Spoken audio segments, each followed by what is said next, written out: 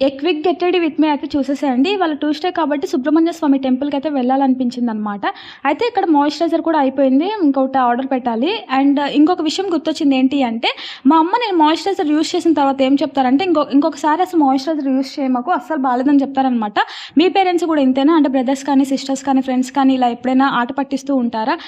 ఉంటే మాత్రం కామెంట్ చేయడం అస్సలు మర్చిపోవద్దు.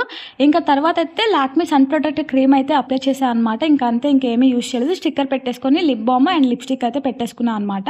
అయితే మీ అందరికి ఒక సజెషన్ అనమాట ఇక్కడ. లాక్మీ సన్ ప్రొటెక్టర్ క్రీమ్ ఎవరికైనా కావాలి అంటే కన్ఫర్మ్‌గా బై చేయండి. ఎందుకంటే చాలా అంటే చాలా బావుంటుంది ప్రొడక్ట్ మాత్రం. అండ్ ఇయర్ రింగ్స్ పెట్టేసుకొని హెయిర్ కూడా టై చేసేసుకున్నా అనమాట.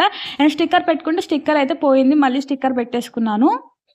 ఇవాళ వచ్చేసి ఇలా రెడీ అయ్యాననమాట. మీకెలా అనిపించిందనేది కామెంట్ చేయండి. ఈ టెంపుల్‌లో మాత్రం ఎక్కువగా ప్యారట్స్ ఉంటాయనమాట. నాకు చాలా ఇష్టము అసల ప్యారట్స్.